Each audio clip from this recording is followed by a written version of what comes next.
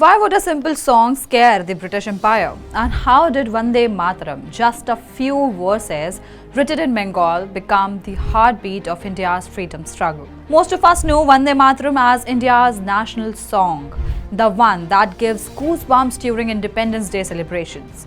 But very few know the real story behind it, how it was born during Bengal's political chaos, banned by the British and yet sung by millions in defiance. This isn't just a song, it's a story of courage, culture and resistance.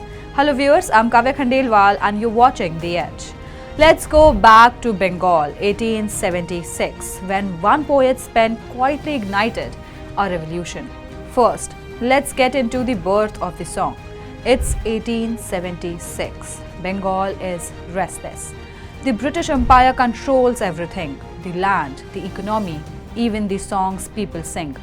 Farmers are crushed under taxes and indigo planters force peasants to work till starvation. In villages, people whisper folk songs of resistance, and in cities, intellectuals are starting to question what does it mean to be Indian. Among them is Bankim Chandra Chatterjee, a 38-year-old government officer by day and a visionary writer by night. He is a deputy magistrate in Bengal, loyal to his job but disturbed by what he sees, the slow death of India's pride under British rule. Bankim believes India needs not just politics but soul, something that can awaken the love for the motherland buried deep in people's hearts. And one evening, inspired by the struggles around him, he picks up his pen and writes two words that would echo for centuries: Vande Mataram, I bow to the mother. He writes the song in a mix of Sanskrit and Bengali, both beautiful and powerful, describing India as a divine mother figure. Her rivers, her forests, her fields, all sacred, all worth fighting for. He doesn't write it for fame, he writes it as a prayer. 6 years later, in 1882, Bankim included the song in his novel Anand Math, set during the Sannyasi rebellion of the 18th century when monks rose against British tyranny. And that's when Vande Mataram stopped being a poem and became a call to arms. When a song becomes a threat, fast forwarded to these early 1900s, that's freedom struggle in catching fire. Meetings, marches, slogans, and at the center of it all, Vande Mataram. The song spreads like wildfire. It's sung in schools, shouted in protests, and painted on walls. It's no longer just a song, it's a movement. Every time someone sings Vande Mataram, it's a direct challenge to British rule. And that's exactly why the British ban it. Under the sedition laws, anyone singing it could be imprisoned. But that doesn't stop people. In fact, it makes the song even more powerful. Imagine crowds of students, workers, and revolutionaries gathering in Calcutta, their voices rising in unison, Vande Mataram, Vande Mataram. Each chant is a slap in the face of the colonial power. How the song united India? Let's talk about it. Here's where it gets even more fascinating. In 1896, at the Indian National Congress session in Calcutta, Rabindranath Tagore himself, yes, the man who later wrote Jana Gana Man, stood up and publicly sang Vande Mataram for the very first time.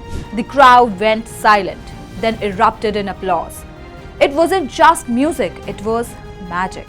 From that day, the song became the song of India's freedom struggle. When Bal Gangadhar Tilak, Lala Lajpat Rai and Aurobindo Ghosh spoke to the masses, this was the song they started with. It echoed in meetings, processions, and even in prison cells.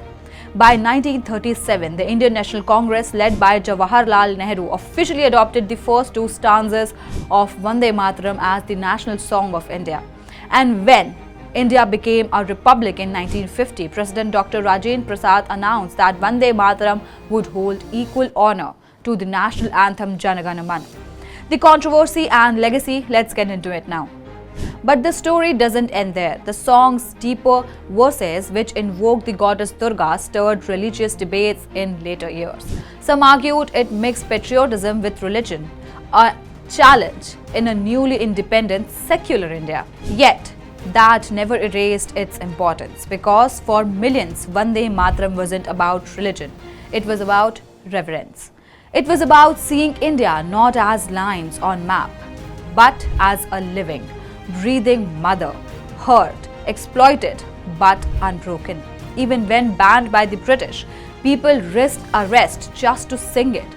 Revolutionaries carried the words like weapons, and when India finally got independence, it was this song that echoed in the hearts of people who had lost everything but never lost hope. So, what started as a quiet poem written in a small room in Bengal became one of the loudest cries for freedom in Indian history. A song that terrified the British Empire, a song that united peasants, poets, and patriots, and a song that still reminds every Indian that the real strength of a nation doesn't come from its rulers, but from its people. More than a century later, Vande Mataram still makes millions stand tall, not just out of tradition but out of gratitude, because it reminds us of one truth, one simple truth, I would say. Freedom was sung for long before it was fought for. Which line from Vande Mataram gives you goosebumps every time? Comment below, and don't forget to like, share, subscribe and follow The Edge.